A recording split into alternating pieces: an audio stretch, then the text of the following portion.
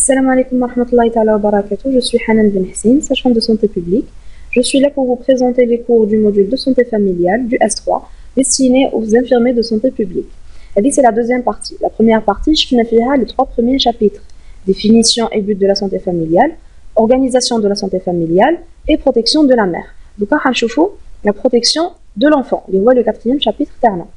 Qui le contenu du module, ce chapitre contient 2 cours. La surveillance plutôt du développement staturopondéral et la vaccination.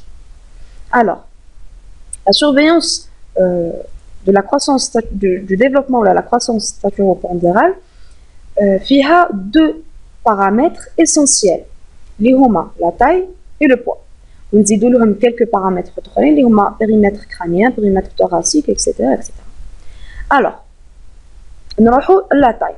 La taille, c'est la hauteur de l'enfant du sommet du crâne au talon. La mensuration se fait à l'aide d'une toise. La croissance de la taille est rapide. À 4 ans, déjà l'enfant mesure 1 mètre. Il a doublé sa taille de naissance.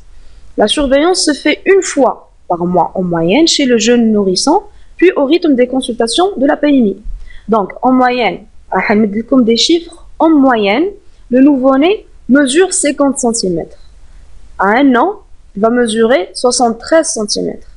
2 ans, 85 cm. 3 ans, 93 cm. Et à 4 ans, il double sa taille de naissance, il y a 50 cm, et il lit 1 mètre. Ensuite, on a le poids. Le deuxième paramètre, le développement staturopondéral, il voit le poids. La progression du poids est rapide. À 5-6 mois, il va doubler son poids de naissance. La surveillance se fait tous les jours à la maternité, on va 1 fois par semaine durant le 1er mois, on va ensuite au rythme des consultations FLAPMI. On utilise un pèse-bébé ou un pèse-personne selon l'âge de l'enfant. Donc, on a la progression de la croissance de l'enfant, elle mène 0 3.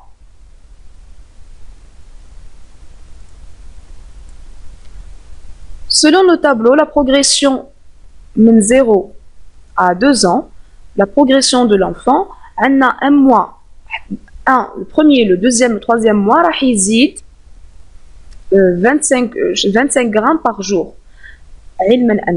La naissance, on va donner un exemple, s'il pèse 2,5 kg, il va perdre il va perdre du poids la première semaine de la naissance, il va reprendre chaque 10 jours. Donc, le premier mois et le 3e mois, il va augmenter de 25 grammes par jour. De 4 à 6 mois, il va doubler son poids de naissance. Il va 20 grammes par jour. De 9 à 12 mois, il va tripler son poids de naissance. À 2 ans, il va le quadrupler. Un enfant peut être en bonne santé et ne pas prendre le poids moyen. Il est important d'évaluer l'allure générale de la courbe pondérale, cassure, chute, écart. Est-ce qu'on a un bon développement staturopondéral? Le poids de naissance, la taille au poids. C'est une relation. Le développement pondéral est en étroite relation avec le poids de naissance. Et il est influencé par l'hygiène de vie de l'enfant. Donc, le poids de naissance à l'enfant. Le 3e paramètre, le périmètre crânien.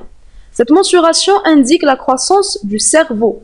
Le périmètre crânien, il va indiquer la mensuration du cerveau. Il va permettre de dépister la survenue d'anomalies. Une augmentation importante du périmètre crânien peut traduire une hydrocéphalie. Un arrêt de croissance du périmètre crânien peut traduire une microcéphalie. La mensuration se fait avec un mètre ruban. Le périmètre crânien de l'enfant. Le périmètre thoracique, c'est la mensuration du thorax, du tour de thorax. Elle est réalisée au mètre ruban. Donc, les paramètres, les 4 paramètres, le développement staturopondéral de l'enfant. On a la taille, on a le poids, le périmètre crânien et le périmètre thoracique. La dentition. On va évaluer la dentition de l'enfant. Chez le jeune enfant, l'apparition des dents se déroule en 2 temps. De 6 mois à 30 mois, la dentition provisoire se met en place. Donc c'est une dentition provisoire. Elle est composée de 20 dents. C'est les dents de lait. À partir de 7 ans, elle se termine avec l'âge adulte. Elle comprend alors 30 dents. On a un petit tableau avec le périmètre thoracique et le périmètre crânien jusqu'à 6 mois. Le périmètre crânien, il est supérieur au périmètre thoracique. De 6 mois vers 6 mois, qui n'ont l'âge 6 mois, le périmètre thoracique et crânien sont égaux. Ils sont égaux, pardon. Le périmètre crânien est égal au périmètre thoracique. À partir du 9e mois, le périmètre crânien il est inférieur au périmètre thoracique. On aura le dernier cours, le chapitre protection de l'enfant, le calendrier vaccinal. Alors, la vaccination constitue un des moyens essentiels de prévention des maladies infectieuses et virales. Correctement effectués, les vaccins évitent non seulement les maladies individuelles, mais aussi les épidémies et permettent même d'envisager la disparition de certaines maladies. Pour acquérir une immunité de base, plusieurs injections sont souvent nécessaires. Par exemple, 3 injections à 1 mois d'intervalle avec rappel à 1 an après. Pour maintenir une protection suffisante et durable, l'immunité doit ensuite être entretenue par des rappels réguliers définis dans le calendrier vaccinal. Alors, quels sont les types de vaccins?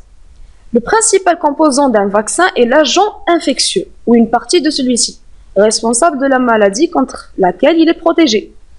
L'agent infectieux, virus ou la bactérie, est rendu inoffensif, donc c'est un virus atténué. Justement, on distingue les vaccins atténués et les vaccins inactifs. Alors, les vaccins atténués, c'est les vaccins contenant un agent infectieux vivant, mais son pouvoir est atténué de manière à ce que son administration n'entraîne pas de maladie, qui est contre-indiqué chez la femme enceinte et les personnes immunodéprimées, par précaution. Par exemple, le vaccin contre la rougeole, les oreillons, la rubéole, etc., etc. Les vaccins inactifs, c'est le deuxième type de vaccin, contenant un agent infectieux tué grâce à un produit chimique ou par chaleur. Ils sont totalement inoffensifs, mais restent capables de susciter une réponse immunitaire. Par exemple, la poliomyélite, la diphtérie, le tétanos, la coqueluche, etc., etc. Donc, c'est les vaccins de manière générale. On a différentes voies d'administration. On a la voie intramusculaire recommandée pour les vaccins tués inactifs, la voie sous-cutanée, donc sous la peau, la voie orale, polio-orale, et la voie intradermique, qui est l'épiderme, réservée aux vaccins BCG. Ou on a en dernier le calendrier vaccinal. On a 2020, pardon, 2020 en Algérie. Ça a eu quelques modifications. À la naissance, Mazel BCG, HBV, première injection. À 2 mois, c'est un rappel.